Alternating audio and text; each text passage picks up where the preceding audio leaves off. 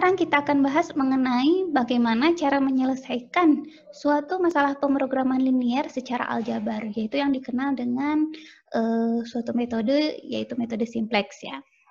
Nah, pada intinya ketika kita ingin menyelesaikan suatu pemrograman linear dengan menggunakan metode simplex, kita akan bergerak nih dari satu titik ekstrim ke titik ekstrim yang lainnya sampai diperoleh titik optimal. Nah, titik ekstrim ini yang dikenal tadi di dalam istilah tadi yang kita bicarakan, ini dimulai dari solusi visible basis satu ke solusi visible basis lainnya, ya. Nah, tentunya dalam metode simplex ini kita akan menggunakan metode iteratif. Jadi akan terdiri dari beberapa langkah. Nah, kata kunci yang harus, bukan kata kunci ya, tapi lebih tepat tools apa sih yang harus dikuasai ketika kita ingin menyelesaikan suatu masalah pemrograman linear dengan menggunakan metode simplex. Karena dia merupakan metode iteratif, jadi jangan sampai kalian lupakan konsep tentang operasi baris dasar. Ya, karena dalam setiap iterasinya kita akan memeriksa apakah suatu solusi visible itu sudah optimal atau belum. Nah, suatu solusi visible basis itu sudah optimal atau belum, karena dia harus berbentuk solusi basis tadi, maka kan setiap variabel basis yang berpadanan dengan kolom-kolom yang ada di matriks koefisiennya itu kan harus bebas linear. Nah, cara paling mudah untuk melihatnya, nanti kita lihat bahwa setiap kolom-kolom itu harus berbentuk matriks identitas, ya. Nah, untuk mempermudahnya, biasanya kita sajikan tadi si metode simplex ini dengan menggunakan tabel simplex. Nah, langsung saja contohnya seperti ini. Nah, ini adalah pemrograman linear yang akan kita coba selesaikan dengan menggunakan metode simplex. Bu, ini kan gampang ya menggunakan metode grafik. Iya, gampang juga. Tapi ini contoh sederhana dulu lah untuk menyelesaikan suatu pemrograman linear dengan menggunakan metode simplex, supaya nanti kalian bisa verifikasi benar nggak solusinya, kalau kita selesaikan dengan grafik sama nggak solusinya gitu ya.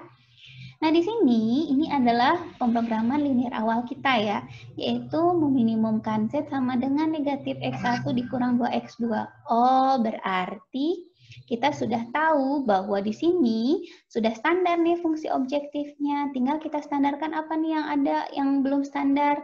Variabel keputusan X1, X2-nya sudah tak negatif, nilai sisi kanan kendalanya sudah tak negatif. Oh, tinggal bentuk kendalanya yang asalnya bentuk pertidaksamaan menjadi bentuk persamaan. Berarti karena tipenya kurang dari sama dengan, caranya gimana supaya mengubah menjadi persamaan? Berarti kita tinggal tambahkan variabel slack di kendala 1, di kendala kedua, dan di kendala ketiga. Ya, sehingga variabelnya sekarang menjadi ada 5 variabel dengan 3 kendala. Nah, sekarang kita buat nih tabel simplexnya. Cara membuatnya gini. Ini, kolom ini kita beri nama kolom untuk variabel basis. Tapi bukan berarti negatif Z-nya basis ya. Ini jadi kolom ini di sini ini menyatakan variabel basisnya. Lalu di sini di baris pertama ini adalah variabel keputusan kita. Karena ada 5 variabel keputusan, jadi akan membuat 3 kolom di bagian ini. Untuk X1, X2, X3, X4, dan X5. Lalu di paling kanan ini adalah nilai sisi kanan. Nilai sisi kanan untuk fungsi objektif, karena baris ini adalah baris untuk fungsi objektif, dan ini nilai sisi kanannya ini adalah nilai sisi kanan kendala. Jadi ini adalah nilai sisi kanan kendala. Nah, sekarang cara membuat tabel simplex awal, caranya begini. Nah, untuk fungsi objektif, kita kan punya Z sama dengan negatif X1 dikurang 2X2. Nah, tanpa mengubah koefisien dari X1 dan X2, gimana caranya supaya ini berbentuk sama dengan 0? Berarti supaya sama dengan 0, kita kurangkan Z di kedua ruas ya, sehingga kita punya 0 sama dengan negatif Z dikurang X1 dikurang 2X2. Nah, negatif Z-nya ini kita simpan di sini. Ya, lalu negatif X1, nah koefisiennya kan di sini ada negatif 1, kita simpan di sini. Dan koefisien X2 yaitu negatif 2, kita simpan di kolomnya X2. Karena tidak muncul X3, X4, dan X5, artinya di fungsi objektif ini koefisien X3 itu adalah 0, koefisien X4 juga 0, dan koefisien X5 pun 0. Sedangkan nilai sisi kanannya ini kan bisa kita tulis juga menjadi negatif Z min X1 min 2X2 sama dengan 0, sehingga nilai sisi kanannya ini kita tulis di sini sama dengan 0.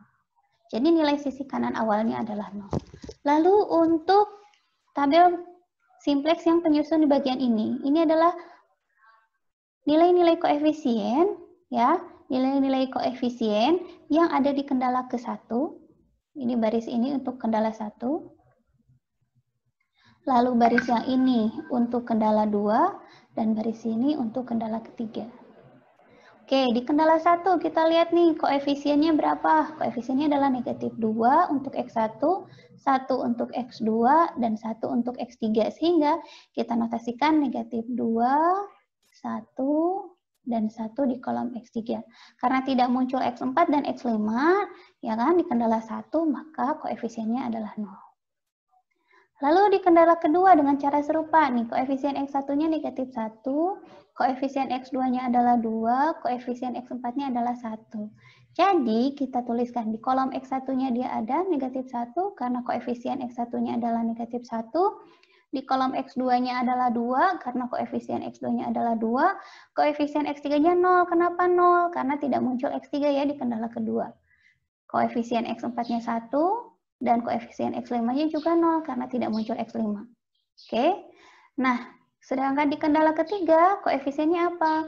Nah, X1-nya adalah 1, X5-nya 1. Sehingga dia kita beri nilai 1 di kolom X1 dan 1 di kolom X5, selainnya 0. Dan untuk nilai sisi kanannya tinggal kita tuliskan. Nilai sisi kanan kendala pertama adalah 2. Jadi kita punya ini. Ya, nilai sisi kanan kendala kedua adalah 7.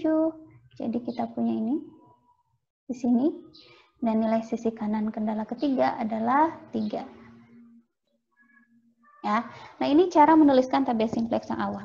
Lalu kenapa Bu kok di sini muncul X3, X4, X5? Tadi kan contoh suatu variabel basis bisa kita lihat bahwa kolom-kolom yang berpadanan di matriks A dengan variabel basis tersebut dia harus bebas linier. Nah, di sini ini membentuk matriks identitas nih 1 0 0 0 1 0 0 1 ya. Nah, ini adalah ciri dari suatu variabel yang berpadanan dengan matriks koefisiennya yang bebas linier. Jadi kita tahu, oh X3 ini akan bebas linier dengan X4, begitu juga dengan kolom X5, sehingga X3, X4, X5 ini kita sebut sebagai variabel basis di awal. Ya, cirinya gini, X3 di sini kan nilainya 1, ya kan? Berarti di baris inilah X3 disebut variabel basis. Di sini, di kolom ini, nih X4 di sini bernilai 1, maka di baris inilah X4 menjadi variabel basis. Dan di sini dia bernilai 1, di baris terakhir, maka X5 di baris inilah dia sebagai variabel basis. Nah, kuncinya di sini untuk melihat apakah tabel simplex yang ada ini sudah mencapai kondisi optimal atau belum, cara melihatnya adalah nilai fungsi objektifnya yang kalian amati. Apakah masih ada nilai-nilai koefisien fungsi objektif yang negatif? Ya, cara melihatnya seperti itu. Nih di sini ada nih negatif 1 dan negatif 2. Oh, masih ada koefisien fungsi objektif yang negatif. Artinya apa? Artinya nilai Z ini masih dapat kita perkecil. Artinya kalau masih dapat kita perkecil, kondisi belum optimal. Ya. Jadi catatan di sini masih ada koefisien fungsi objektif yang negatif. Berarti kalau masih ada yang negatif, ini kondisinya dia belum optimal. Nah, di sini kita mendapatkan solusi visible basis awal. Siapa solusi visible basis awalnya? Nah, solusi visible basis awalnya dari tabel awal ini bisa kita lihat. Kan berdasarkan tabel yang menjadi variabel basis X3, X4, dan X5. Berarti X1 dan X2-nya dia adalah variabel non-basis ya. Maka nilai X1 dan X2-nya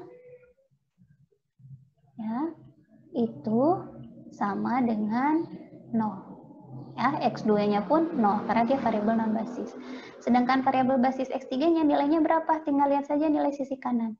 Nilai sisi kanannya adalah 2. Berarti nilai solusi visible basis pertama X3-nya 2, lalu X4-nya adalah 7 dan X5-nya adalah 3. Nah, ini solusi visible basis awal. Dan nilai Z awalnya berapa? Nilai Z awalnya tinggal kalian lihat saja ruas kanan dari ini. Di sini kita punya negatif Z sama dengan 0. Oh, berarti Z-nya sama dengan 0. Jadi Z awal kita sama dengan 0. Nah, sekarang karena kondisinya belum optimal ya. Karena kondisinya belum optimal berarti apa?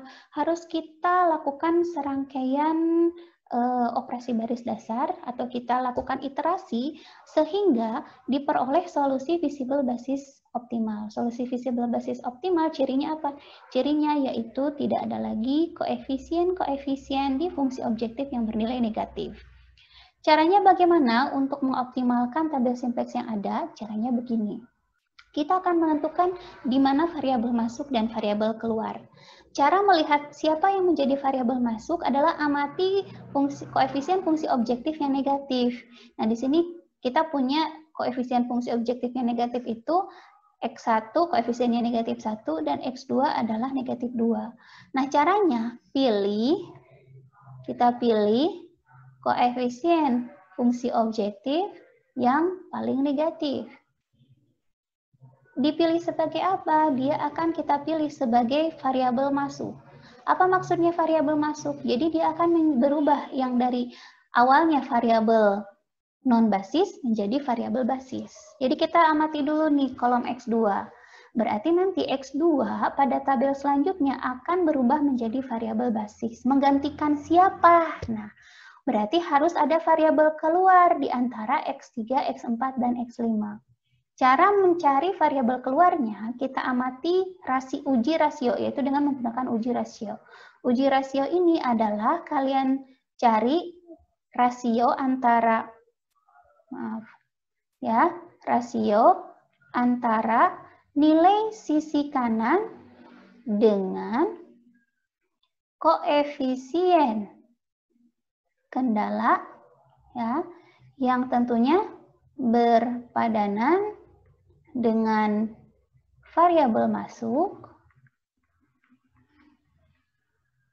ya, tapi khusus koefisiennya yang positif.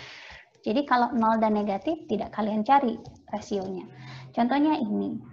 Yang kita amati hanya di nilai sisi kanan kendala, jadi hanya di baris ini saja. Jadi di sini saja yang kita amati. Oke, di sini kita punya nilai sisi kanannya 2. Lalu, kalau kita lihat koefisien kendalanya yang berpadanan di kolom variabel masuk itu adalah 1. Jadi kita punya rasionya 2/1. Lalu di sini kita punya nilai sisi kanannya 7 dan koefisiennya 2. Positif juga ya, jadi kita punya 7/2. Sedangkan di baris ini tidak kita lakukan uji rasio, kenapa? Karena nilai koefisiennya itu adalah 0. Berarti tidak ada uji rasio. Nah, sekarang tinggal kalian bandingkan dua rasio yang sudah diperoleh. Ya, di sini ada 2/1, berarti kan sama dengan 2, yang ini 7/2 atau 3,5. Lalu kalian bandingkan. Di antara dua bilangan ini, mana yang terkecil? Jadi kalau kalian amati, ini kan 2. Ya, ini 3,5. Mana yang terkecil? Terkecilnya adalah 2. Jadi kalian pilih baris yang rasionya terkecil. Nah, karena rasio terkecilnya adalah 2, amati baris ini di barisnya variabel basis siapa?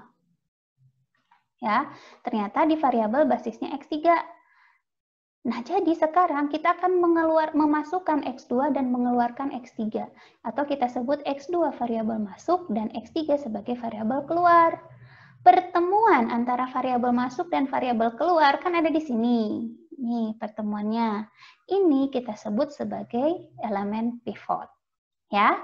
Nah, belum nih, iterasinya belum ya. Kalian baru memeriksa apakah si tabel ini harus diiterasi dengan cara seperti apa. Siapa variabel masuk, siapa variabel keluar, dan berapa elemen pivot. Ya, setelah kita amati dari tabel pertama ini, ternyata elemen pivotnya sudah 1. Oke, kalian sudah aman. Tinggal apa? Tugasnya adalah sekarang lakukan serangkaian operasi baris dasar, sehingga negatif 2 ini harus berubah menjadi 0, 2 yang ini harus berubah menjadi 0, kalau ini kan memang sudah jelas 0 ya. Jadi sekarang kita akan mengnolkan elemen ya, elemen-elemen selain elemen pivot di kolom variabel masuk. Ya. Nah, kita lihat nih.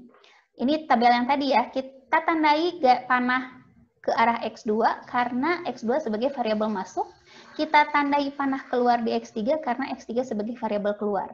Dan di sini pastikan pivotnya 1. Kalau pivotnya nggak 1 gimana, Bu? Lakukan OBD dengan cara mengalihkan bilangan, ya, bilangan positif atau bilangan negatif, yang pasti bilangan tak 0, sehingga ya nggak mungkin mengalihkan bilangan negatif juga ya, karena pasti selalu elemen pivotnya positif nantinya. Ya, nanti sehingga di sini bernilai 1. Kalau sudah 1, baru sekarang gunakan OBD dengan cara menambahkan kelipatan baris lain ke baris itu supaya barisnya berubah menjadi 0. Contohnya ini. Kita kan mau mengnolkan negatif 2. Kita sebut ini sebagai baris 1. Ya, ini kita sebut sebagai baris 1, baris 2, baris 3, dan baris 4. Sekarang kita mau mengnolkan unsur di baris 1 ya. Ini baris 3, ini baris 4. Sekarang kita mau mengnolkan unsur di baris 1 yaitu negatif 2. Nah, karena baris 2-nya jelas tidak akan pernah berubah ya, si baris X3 ini, berarti kita lakukan OBD E12. Nah, ini negatif 2 ini supaya jadi 0, ya harus ditambah berapa? Harus ditambah 2. Karena 2 diperoleh dari baris kedua, berarti kita gunakan OBD-nya E12 dalam kurung 2. Ya, coba kita cek, benar nggak? Ini kan artinya 2 kali baris 2 tambahkan ke baris 1. 2 kali negatif 2 kan negatif 4, tambah ke negatif 1 jadi negatif 5. Oke. Lalu ini 2 kali 1, 2 tambah negatif 2, 0. Oke. Lalu ini 2 kali 1, 2 tambah 0, 2 ya. Lalu yang ini 2 kali 0, 0 tambah 0 tetap 0. Dan 2 kali 0 tambah 0 juga tetap 0. Dan nilai simpanan ya. 2 kali 2, 4 tambah 0, jadi 4. Nah, seperti itu, kebayang ya? Nah, sekarang kita kan mau mengnolkan ini juga nih, di baris 3. Cara mengnolkan 2 gimana? Ya, kita gunakan, ini ada di baris 3 ya. Kita gunakan lagi baris 2 sebagai perantaranya, karena baris 2 jelas tidak akan pernah berubah. Sehingga kita gunakan E32. E32 berapa? 2 ditambah berapa supaya menjadi 0? Berarti tambah negatif 2. Nah, lakukan serangkaian OBD, ini artinya kan negatif 2 kali baris 2 tambahkan ke baris 3. Negatif 2 kali negatif 2, 4. 4 tambah negatif 1, diperolehlah 3. Ya, terus negatif 2 dikali 1 tambah 2, diperolehlah 0. Negatif 2 kali 1, negatif 2 ya, tambah 0 jadi negatif 2. Lalu negatif 2 kali 0 tambah 1, hasilnya 1. Negatif 2 kali 0 tambah 0, jadinya 0. Negatif 2 kali 2, 4. Negatif 2 kali 2, negatif 4 tambah 7, jadinya 3. Sedangkan karena di baris keempat sudah 0 ya, berarti tidak ada operasi baris dasar di sini. Sekarang kalian perhatikan. X2 ya, di sini ternyata dia menjadi matriks identitas ya. Oke, nah karena tadi si X2 berubah menjadi variabel masuk, perhatikan, amati ini. Posisi basis yang tadinya X3 setelah diiterasi berubah menjadi X2, sedangkan yang lainnya tetap. Nah, sekarang kembali lagi ke awal. Periksa tabel sudah optimal atau belum. Tadi kuncinya kalau sudah optimal kan tidak ada yang negatif di koefisien fungsi objektif ya. Sekarang kalian amati, ada yang negatif nggak di koefisien fungsi objektif ini? Coba cek, ada yang negatif nggak? Negatif 5, 0, 2, 0, 0. Ada ya? Iya. Berarti kita tahu di sini masih ada koefisien fungsi objektif yang negatif. Kalau masih ada yang negatif, wah kita tahu ini kondisi belum optimal. Nah, tapi kan tadi saya jelaskan, di metode simplex ini kan kita bergerak dari satu solusi visible basis ke solusi visible basis lainnya ya. Nah, kalau ditanya apa sih solusi visible basis dari iterasi pertama ini? Berarti kita dapatkan nilai X1-nya, nah X1 basis bukan ya, berarti dia nilainya adalah 0, X2-nya basis bukan, basis, berapa nilai X2? Oh ini, nilainya adalah 2. Lalu X3 basis bukan, karena dia nggak ada di sini berarti bukan, nilainya adalah 0. X4 basis bukan, basis, nilainya berapa? Tinggal lihat nilai sisi kanannya. Nilainya adalah 3, dan X5 juga basis, nilainya adalah 3. Jadi ini adalah solusi visible basis yang kedua. Berapa Z-nya? Karena ini belum optimal, jadi jangan katakan Z minimum ya, tapi Z pada solusi visible basis ini. Berapa nilai Z-nya? Tinggal kalian lihat di sini. Di sini kita punya negatif Z sama dengan 4. Berarti Z-nya adalah negatif 4. Ya, jadi ini adalah solusi dan nilai Z, solusi visible basis dan nilai Z pada iterasi pertama. Tapi kondisinya tadi belum optimal. Jadi kita harus melakukan serangkaian operasi baris dasar lagi. Caranya gimana? Sama kayak tadi. Cari variabel masuk, cari variabel keluar, siapa pivotnya. Ya, contohnya di sini. Kita tahu kan yang negatif cuma satu nih, si X1 doang yang koefisiennya negatif tuh, yaitu negatif 5. Berarti X1 ini menjadi variabel masuk. Ya, diberi tanda panah masuk ke X1 artinya dia variabel masuk. Lalu kita lihat amati koefisiennya yang koefisiensi kendalanya ya, yang positif. Lalu lakukan uji rasio. Karena ada 2, berarti kita lakukan uji rasio nih. 3/3 dan 3/1. 3/3 kan hasilnya 1, 3/1 hasilnya 3. Mana yang terkecil? Oh, ini yang terkecil. Karena terkecil, berarti lihat di baris ini, siapa yang jadi variabel keluarnya? Nah, X4 kita beri tanda panah keluar. Ya, lalu siapa yang menjadi pivotnya? Pivotnya adalah 3. Nah, karena pivotnya ini belum 1, berarti untuk mengoptimalkannya lakukan serangkaian OPD sehingga kita buat dulu nih si pivot ini sama dengan 1. Kira-kira ada yang bisa bantu gimana caranya supaya pivot ini bernilai 1? Apa nih OBD-nya? Kita sebut ini dia baris 1, ini baris 2, ini baris 3, ini baris 4. Oke, sekarang kalian yang jawab. Gimana caranya supaya pivot ini bernilai 1? Yang bisa jawab? Kali berapa supaya dia bernilai 1? Wah, nggak ada yang nyaut nih. Saya berasa mendongeng nih jadinya. Oke, ayo siapa? Hah? 2. Kali berapa? 1/3. 1/3, betul sekali. Jadi baris 3-nya kita kalikan dengan 1/3. Ya, yang lainnya tetap ya. Jadi ini tetap negatif Z, negatif 5, 0, 2, 0, 0, 4. Ya. Yang ini X2, ini X4, ini X5. Baris keduanya tetap ya, karena tidak kita lakukan operasi dulu. Ya, baris 4-nya juga sama. Nah, kalau baris 3 kita kali dengan, kalau baris 3 kita kalikan dengan 1/3, jadi apa? 1. Ya. 1, 0. 1, 0, terus? 1, 0, min 2/3. Min 2/3. 0. 1/3. 1/3. 0. 0. 1. Oke, nah tadi nggak inget ya, ini variabel masuk, ini variabel keluar. Sekarang di sini pivotnya sudah bernilai 1. Sekarang tugas kita harus ngapain? Nolkan yang belum 0 di kolomnya X1. Berarti ada 3 unsur yang harus kita nolkan. Coba kita nolkan. Berarti di sini setelah kita iterasi ya, basisnya berubah nih. Basisnya yang tadinya X2, X4, X5 sekarang jadi apa? X2. Lalu siapa yang masuk? 4 kan keluar ya? X4 keluar. Jadi setelah diiterasi ini berubah menjadi X3. 1. Oke, kita OBD ya. Tadi kan baris ini tidak berubah. Karena yang kita nolkan adalah yang di baris negatif Z, X2, dan X5. Jadi ini saya tulis dulu. Karena dia tidak berubah. Oke, gimana nih OBD-nya? Untuk menolkan negatif 5. Dia ada di baris ke-1 ya. Yang tidak berubah ada di baris ke-3. Apa pengalinya supaya jadi 0? Negatif 5 ditambah berapa supaya jadi 0? Dikali 1/5. Kok dikasih 1/5? Ditambah loh ini. Supaya jadi 0, tambah 5 dong ya. Jadi nanti ini 5 kali 1 tambah negatif 5. 0 ya.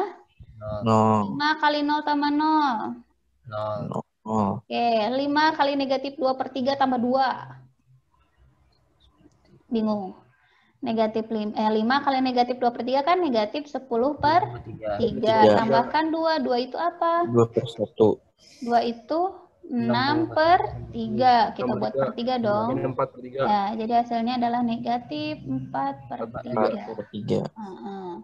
Terus, ya ini 5 kali 1/3. 5/3. Tambah 0. 5/3. 5/3. 5 kali 0 tambah 0? 0. 5 kali 1 tambah 4? 9. 9. Oke, sekarang yang ini, yang baris X2-nya. Berarti dia di baris 2 ya. Gimana cara menolkan negatif 2? Berarti tambah berapa? 2.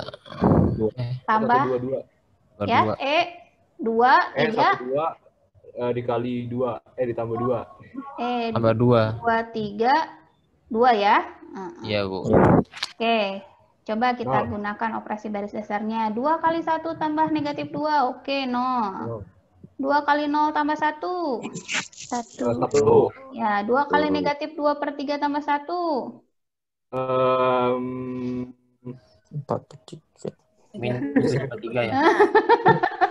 Giliran udah pecahan aja kalian lama. Min 7/3. Min 1. Ada lagi 7/3. Ada lagi berapa? Min 7/3. Min 7/3. Yakin? Min 1/3. Min 1/3. Hayo. Kenapa itu jadi 7/3 ya? Lihat.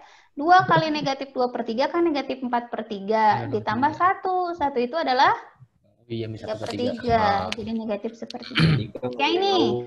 2 kali 1/3. Tambah 0. Min 2/3. 2/3. Oke. 2 kali 0 tambah 0. 2 kali 1 tambah 2. Tambah 5. Oh enggak. 9 tambah 1 tambah 2. 4. Oh, pintar ya. Nah, sekarang kita nolkan yang ini. Apa OBD-nya? Dia ada di baris ke-4. Ya. Ditambah berapa supaya jadi 0? Min 1. Min 1. Jadi hasil OBD-nya gimana nih? 0. 1 kali 1 tambah 1, 0. Min 1 kali 0 tambah 0. 0. 0. Min 1 kali min 2/3 tambah 0. 2/3. 2/3. Min 1 kali 1/3 tambah 0. Min 1/3. Min 1/3. 1/3. Oke. Min 1 kali 0 tambah 1. 1. 1. Min 1 kali 1/3. 4. 4. Yakin? 2. Ya. Oh iya 2. Pertanyaannya, sudah optimal belum? Sudah. Belum. Cirinya apa belum optimal? Masih ada minus. Iya, masih ada koefisien fungsi objektif yang negatif. Negatif. Berarti pekerjaan kita belum selesai.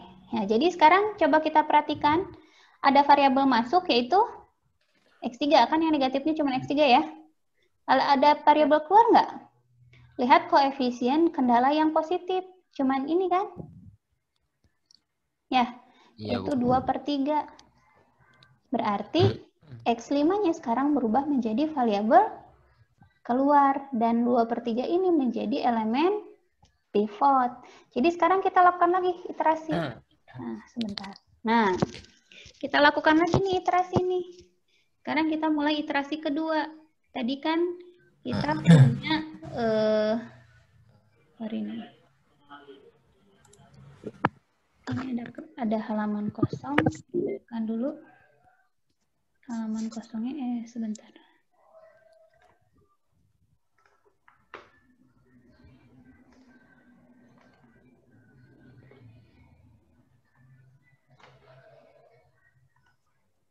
Ya, tadi kan kita punya ini ya.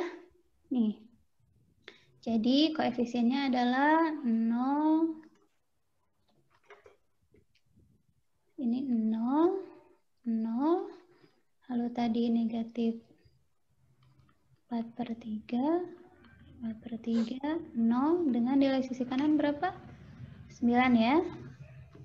Lalu kita punya basisnya adalah X2, X1, dan X5. X1, oke, X2, 0, 1, negatif 1/3, terus berapa? 2/3, 0, dan 4 ya. Lalu di X1-nya 1, 0, negatif 2/3, 1/3, 0, 1. Nah, di sini kita mau pivotnya gimana? Bernilai apa? Pivot itu harus bernilai 1 ya. Jadi kalian ubah dulu supaya ini menjadi 1 nih. Baris ke-4 harus dikali berapa supaya jadi 1? 2/3 ya? 3/2. Dikali 3/2 ya. 3/2. Kita lakukan dulu OBD dengan cara mengalikan 4 dengan 3/2. Sehingga yang ini kan 0, ya benar kan 3/2 ya? Iya, Bu. 0, ini 1 gitu ya. Di sini kan tetap 0, ini 0, ini 1. Ini dikali 3/2 jadi apa? Min setengah. Min setengah. Oke. Lalu yang ini? 3/2. 3/2. Oke. Lalu yang ini dikali 3/2 jadi berapa? 3. 3. Oke, sekarang tadi karena ini belum optimal, kita pilih X3 sebagai variabel masuk, X5 sebagai variabel keluar, pivotnya sudah 1 ya. Jadi tugas kita sekarang adalah menolkan ini. Kita nolkan, aduh, sorry ya.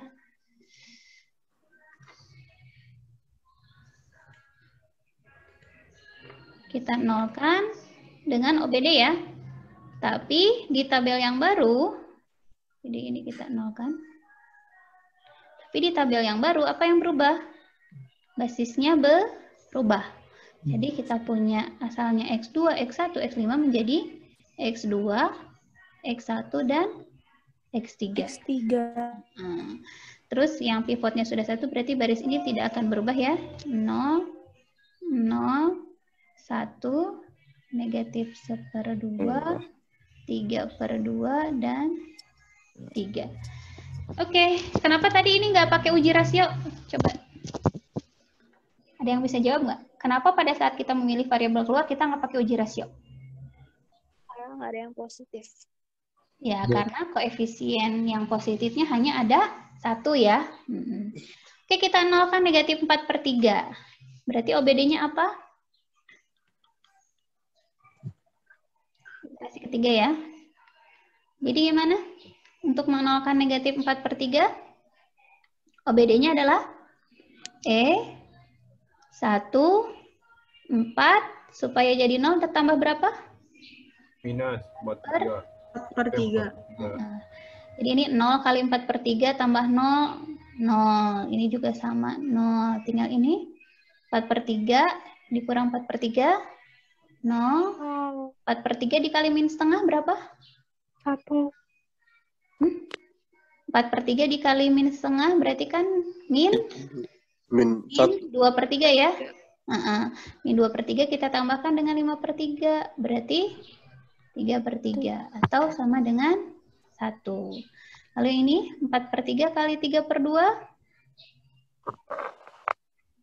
berapa? 4/3 kali 3/2? 2. 2. Ya, 2 itu berapa per 3? 6/3 ya. Ditambah dengan 5 per sorry. Tambah 0 ya. Ya nggak usah dibuat 6 per 3. 2 ya. 2 ditambah 0 hasilnya 2. Jadi di sini 2. Ih, kabar bagus ya. Nilai sisi kanannya. Berarti 4 per 3 dikali 3. 4 tambah 9. Jadi hasilnya adalah 13. Ih, kabar bagus ya. Tidak ada yang negatif ya koefisiennya ya. Jadi di sini kalian sudah menemukan nih Z minimumnya. Tinggal dicari nih berapa nilai-nilai X2 dan X1-nya. Tapi berarti harus nolkan dulu negatif sepertiga dan negatif 2 per 3-nya. Kita nolkan negatif sepertiga. Berarti OBD-nya apa? E24, 1 per 3. Sedangkan untuk menolkan min 2 per 3 berarti E34, 2 per 3 ya. Nah, kita OBD dulu yang ini nih. E24 sepertiga. Sepertiga kali 0 tambah 0, 0. Sepertiga kali 0 tambah 1, 1. Sepertiga kali 1 tambah min sepertiga, 0. Sepertiga kali min setengah, berarti kan min 1/6 ya. Lalu kamu tambahkan dengan 2 per 3 atau 4 per 6. Jadi diperoleh 3 per 6 atau 1 per 2. Jadi di sini kita punya 1 per 2. Lalu yang ini, sepertiga dikalikan dengan 3 per 2, oh berarti setengah, setengah tambah 0 hasilnya setengah. Lalu sepertiga kali 3, 1, 1 tambah 4 jadi 5. Dengan cara serupa nanti yang ini pun kalian OBD diperoleh hasilnya 1, 0, 0. Ini berarti kan 2 per 3 kali negatif setengah berarti negatif sepertiga tambah dengan sepertiga ya. 0. Benar nggak? Coba kalian cek ya, takutnya saya ada yang keliru. Terus 2 per 3 kali 3 per 2, 1, 1 tambah 0, 1, 2 per 3 kali 3, 2, 2 tambah 1, 3. Nah, udah ketemu nih hasilnya. Kondisinya kalau kita perhatikan, sudah optimal belum? Coba, kondisi sudah optimal belum? Sudah.